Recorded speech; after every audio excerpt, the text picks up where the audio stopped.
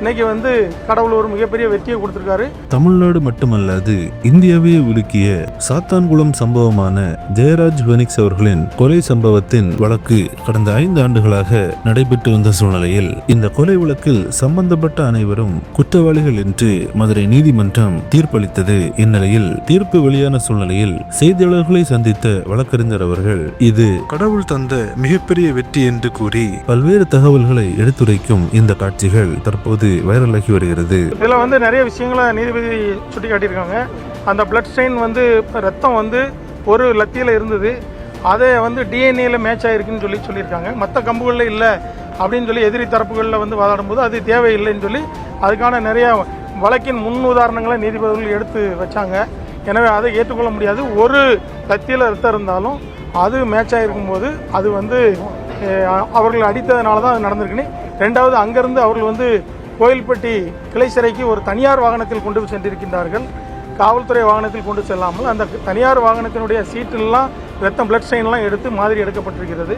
CBI மொத்தத்தில் இந்த CBI வந்து இந்த வழக்கை மிக நேர்மையாகவும் திறமையாகவும் அந்த வழக்கை கொண்டு போனாங்க. அதனால தான் இந்த வழக்கிற்கு ஒரு முழுமையான ஒரு வெற்றி கிடைத்திருக்கு. காலம் நீண்ட காலமாக இருந்தாலும் நேர்மையான ஒரு சரியான சாட்சிகள் மூலம் இந்த வழக்கு நிரூபிக்கப்பட்டிருக்கிறது என்பதை நீதிபதி சிசிடிவி ஃபுட்டேஜ் ஒவ்வொரு இடமா எல்லாத்தையுமே சொன்னாங்க. எந்தெந்த இடத்துலலாம் வந்து இது வந்து அவங்கள டினை பண்ணி சொல்லிட்டே வந்தாங்க. நன்றி எல்லாருக்கும். மத்திய மாநில அரசுகள் இவரை பற்றி இந்த அக்யூஸ்டை பற்றி அறிக்கை தாக்கல் பண்ணணும். அதுபோல் நன்னடத்தை அலுவலர் அவர் வந்து இவங்களை பற்றி ஒரு அறிக்கை தாக்கல் செய்ய வேண்டும். இவருடைய மனநலம் சார்ந்த சோதனை நடத்தப்பட்டு இவர்கள் அக்யூஸ்டுகளுடைய மனநிலைமை குறித்து ஒரு அறிக்கை தாக்கல் செய்யப்பட வேண்டும் என்று சொல்லியிருக்காங்க. எல்லாருடைய தண்டனைகளும் நாங்கள் விரிவாக அறிவிப்பேன்னு சொல்லியிருக்காங்க. பெனால்ட்டி அவங்களுக்கு பெனால்ட்டி போடுறதுக்கு அவங்களுடைய சொத்து மதிப்பு, அவங்களுடைய கடைசியாக வாங்கின சம்பளத்தினுடைய அந்த சான்றிதழ்களை மாநில அரசு சமர்ப்பிக்கணும்னு சொல்லியிருக்காங்க. கூகுள் டைமிங் பற்றி சார் இரவு 8 மணிலேருந்து அதிகாலை 3 மணி வரைக்கும் தொடர்ந்து தாக்குனாங்க. அவங்க திருந்தலுக்கான வாய்ப்பெல்லாம் கிடைச்சா அவங்க திருந்தலை அவங்க அப்படின்றதெல்லாம் சொல்லியிருந்தாங்களா? அதை கொஞ்சம் விவரமாக சொல்லுங்கள். ஆக்சுவலாக வந்து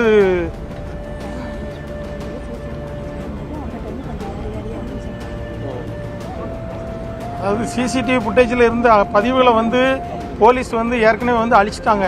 அதை ரெக்கவரி சாஃப்ட்வேர் போட்டு தான் வந்து எடுத்திருக்காங்க. அதில் வந்து அந்த ஹாஸ்பிட்டலில் வந்து அந்த போலீஸ் ஸ்டேஷனில் உள்ள ரத்த கரைகள்லாம் அழிக்கப்பட்டிருக்கு, கழுவப்பட்டிருக்கெல்லாம் இருக்குது. நீதிபதி அவர்கள் வந்து அந்த டைமிங் வந்து பார்க்கும்போது கொஞ்சம் வேரியேஷன் இருக்குது, அந்த சன்லைட்டோட வேரியேஷன் இருக்குதுன்னு சொன்னாங்க. ஆனால் ஆக்சுவலாக வந்து ஈவினிங்லேருந்தே அவங்க காலையில் வரைக்கும் தாக்கப்பட்டிருக்காங்க. சார் குற்றம் சாட்டப்பட்ட 9 பேருமே குற்றவாளிகள் இருக்காங்களா? இல்லை 9 பேரும் குற்றவாளிகள். கடந்த 2020 வருஷம் கோவிட் டைம்ல போலீஸாரால எங்க அப்பாவை விசாரணைங்கிற பேர்ல அழைச்சிட்டு போய் அடிச்சு எங்க அப்பாவையும் என் தம்பியும் படுகொலை செய்யப்பட்டு இன்னைக்கு 5.25 வருஷம் ஆயிடுச்சு. நான் அவங்களுடைய மூத்த மகள் பெர்சிஸ், எங்க அம்மா. நாங்க வந்து இன்னைக்கு வந்து நீதிபதி அவங்க வந்து அவர்கள் வந்து இன்னைக்கு அந்த 9-10 பேரும் அடிச்சு கொலை அடிச்சதுனாலதான் எங்க அப்பாவுக்கும் என் தம்பிக்கும் மரணம் ஏற்பட்டிருக்குன்னு சொல்லி இன்னைக்கு தீர்ப்பு சொல்லியிருக்காங்க. தண்டனை விவரத்தை 30ஆம் தேதி சொல்வேன்னு சொல்லியிருக்காங்க. நாங்க இந்த 5.25 வருஷம் இந்த ஒரு நாளுக்காக தான் நாங்க இவ்வளவு தூரம் அலைஞ்சோம். எங்களுக்கான நீதி கிடைச்சிருக்குன்னு நினைக்கிறோம். இதே போல என்ன தண்டனைங்கிறது 30ஆம் தேதி சொல்லுவாங்க. நாங்க நீதிபதியை நம்புறோம், நீதிமன்றங்களை நம்புறோம். எங்களுக்கான இதே தக்க தண்டனை அவங்களுக்கு கொடுப்பாங்கன்னு சொல்லி நம்புறோம். அந்த தண்டனை மூலம் இனிமே இதே போல ஒரு குடும்பம் எங்களை போல வேதனைப்படாது, இதே போல பாதிக்கப்படாது. இப்படி செய்யறதுக்கு அந்த அதிகாரிகளும் பயப்படுவாங்கன்னு சொல்லி நாங்க நம்புறோம். விசாரிச்சிருக்காங்க. அவங்களுக்கு 9 பேருக்கும் என்ன விதமான தண்டனை கிடைக்கணும்னு நீங்க எதிர்பார்க்கறீங்கம்மா? ஒரு மகளா, ஒரு சகோதரியா எப்படி எதிர்பார்க்கறீங்க? இல்லை, 30ஆம் தேதி நீதி ஜட்ஜ்மெண்ட் சொல்லுவாங்களே, நாங்கள் அதுக்காக வெயிட் பண்ணுறோம். நீதிபதி உச்சபட்ச தண்டனை கொடுப்பாங்கன்னு சொல்லி நாங்கள் நம்புகிறோம். அவங்க இழப்புனால உங்க குடும்பம் எந்த மாதிரி பிரச்சனைகளை நீங்க சந்திச்சுட்டு இருக்கீங்க? உங்க பொருளாதார ரீதியா உங்க குடும்பம் எப்படி இருக்கு? எங்கள் அப்பாவும் என் தம்பியும் அன்பு இல்லை. டெய்லி எங்கள் அப்பாவும் என் தம்பியும் எங்ககிட்ட பேசிகிட்டு இருப்பாங்க. காலையில், மதியம், நைட்டு. நாங்கள் 3 பொண்ணுங்ககிட்டையும் எங்கள் அப்பா 3 பேருக்குமே மாறி மாறி பேசுவாங்க.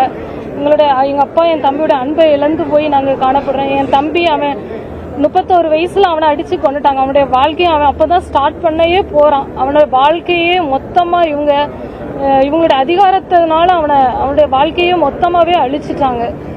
அதை நினைக்கும் பொழுது நாங்கள் உயிரோடு இருக்கிற வரை எங்களுக்கு அது வேதனையாக தான் இருக்கும். அது மிக இழப்பு தான். அதே மாதிரி நீதிபதி தீர்ப்புல வந்து சொல்லிருக்காங்கல்ல, இரவு 8 மணிலிருந்து விடியற்காலை 3 மணி வரைக்கும் தொடர்ந்து தாக்கிக்கிட்டே இருந்தாங்க. அவங்களோட மரணம் வந்து இயற்கையான காயங்கள் கிடையாது அப்படின்றத சொல்லிருக்காங்க. அதை குறித்து எப்படி பாருங்க? நாங்க அதுதான் சொல்றோம். 7:50க்கு 7:45க்கு என் கடையில இருந்து எங்க அப்பா கூட்டு போறாங்க. கூட்டு போன உடனே 7:50ல இருந்து திருப்பி 11:30 வரை அடிச்சிருக்காங்க. திருப்பி 11:30க்கு ரகு கணேஷ் உள்ள வந்திருக்காரு. ரகு கணேஷ் திருப்பி 3 மணி வரை எங்க அப்பாவையும் என் தம்பியும் மாறி மாறி, எங்க அப்பா முன்னாடி தம்பியையும், என் தம்பி முன்னாடி அப்பாவையும், எங்க அப்பா என் தம்பியை அடிக்கும்போது அவ்வளவு கதறி இருக்காங்க. இதெல்லாம் அவனுங்க வந்து ரசிச்சு, அந்த இன்ஸ்பெக்டர் ரசிச்சு இது பண்ணி இருந்திருக்கான். அதுக்கான இது இன்னைக்கு குற்றவாளின்னு அவங்க வந்து நிரூபணம் ஆகியிருக்கு. தண்டனை கண்டிப்பா உச்சபட்ச தண்டனை நீதிமன்ற நீதிபதி கொடுப்பாங்கன்னு நாங்க நம்புறோம். அதே மாதிரி இந்த வழக்குல குறிப்பா இவங்க 2 பேரும் அடிக்கிறதுக்கு வந்து நம்ம ட்ரைனிங் கிடைக்கிறதுக்கு வந்து சிக்கிருக்காங்க, அப்பா அம்மா சிக்கிருக்காங்கன்றதுல நீதிபதிகள் அந்த தீர்ப்பு சொல்லிருக்காங்களா? அதை சொல்லுங்க. எந்த அளவுக்கு அவங்க அதிகாரத்துல நம்ம இருக்கோம், யாரும் நம்ம போலீஸ் யாரும் நம்மள கொஸ்டின் கேட்க முடியாதுன்ட்டு. ஆனா அதெல்லாம் அவங்களுக்கு மனுஷங்களே அவங்க கிடையாது. எனக்கு ஒருத்தன் குண்டா நல்லா சிக்கிருக்கான் வந்து அடிக்கி பழக வாங்கன்னு சொல்றதெல்லாம் அவனுக்கு மனித தன்மையே கிடையாது. அவன் மிருகமா தான் அவன் இருந்திருக்காங்கிறதுக்கு இருக்கு. ஆமா, நீண்ட நாள் போராட்டத்துக்கு இன்னைக்கு வந்து உங்க கணவரையும் மகனையும் ஒண்ணு சேர இழந்தீங்க. இன்னைக்கு வந்து நீண்ட நாள் தண்ணீருக்கு இன்னைக்கு ஒரு தீர்ப்பு வந்திருக்கு. அந்த தீர்ப்பு நீங்க எப்படிமா பாக்குறீங்க? போராட்டம் எல்லா மக்களும் எல்லாரும் எங்களுக்காக எங்க கூட சேர்ந்து போராடினாங்க. அதுக்காக ஒரு நல்ல தீர்ப்பு வந்ததுன்னு நினைக்கிறேன். உங்க கணவருக்கும் உங்க மகனுக்கு ஏற்பட்ட வேற யாருக்கும் நடக்கூடாது. ஆனா இன்னும் தொடர்ந்து இந்த மாதிரி காவல்துறை மரணங்கள் நடந்துகிட்டே இருக்கு. அதுக்கு நீங்க மத்திய மாநில அரசுக்கு என்ன கோரிக்கை வைக்கிறீங்க? நீதிமன்றத்துக்கு என்ன கோரிக்கை வைக்கிறீங்கம்மா? அதாவது தண்டனைகள் உச்சபட்ச தண்டனைகளா இருக்கும் பொழுது அந்த அதிகாரிகள் இன்னொருத்தரை அடிக்கிறதுக்கு பயப்படுவாங்க.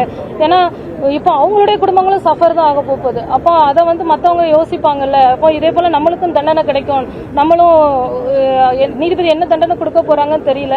அந்த உச்சபட்ச தண்டனைகள் கிடைக்கும் பொழுது அவங்களுக்கு அந்த பயம் வரும். ஒருத்தரை வந்து அந்த மிருகத்தனமா அடிக்கவோ பண்ண மாட்டாங்கன்னு சொல்லி நம்புறோம். அப்படிப்பட்ட தண்டனை கொடுக்கணும்னு சொல்லி நாங்க கேட்கிறோம். இந்த தண்டனையை முன்னாடியே வழங்கியிருக்குன்னு நினைக்கிறீங்களா? ஆமா, கண்டிப்பாக முன்னாடியே வழங்கியிருந்தா இன்னும் நிறைய எத்தனையோ கஸ்டடி டெத் நடந்துகிட்டு தான் இருக்கு. தெரியறது தெரியாம இருக்கலாம். இப்படிப்பட்ட இதங்கள் நடக்காம இருக்குன்னு சொல்லி நாங்க நினைக்கிறோம். இந்த வழக்கை ஏற்கனவே சிபிசிஐ விசாரிச்சுட்டு இருந்தாங்க. நீங்க தான் உயர்நீதிமன்ற மதுரை கிளை போய் இதை சிபிஐ விசாரிக்கிறத மனு தாக்கல் செஞ்சு இப்ப சிபிஐ விசாரணை நடத்தி இப்ப சொல்லிட்டாங்க. 2400 பக்கம் குற்றப்பத்திரிக்கை சொல்லியிருக்காங்க. நீதிபதிகள் சொல்லியிருக்காங்க. அதை எப்படி பாக்குறீங்க? இல்ல, சிபிஐ நல்லா தான் இது பண்ணியிருக்காங்க. ஆனா 5.25 வருஷம் நாங்க அதுக்காக போராட வேண்டியதா இருந்தது. எங்களோட எல்லா மக்களும், நாங்க மட்டும் இல்ல, இந்த தமிழ்நாட்டில் உள்ள எல்லா பொதுமக்கள், ஏதாவது எங்க வீட்டுல உள்ள இழப்புன்னு மாதிரி அவங்க நினைக்கல. யாரோ ஒருத்தங்களுக்கு இல்ல, ஒவ்வொருத்தருமே அவங்க வீட்டுல இழந்த மாதிரி அவ்வளோ அழுதுருக்காங்க எல்லாருமே.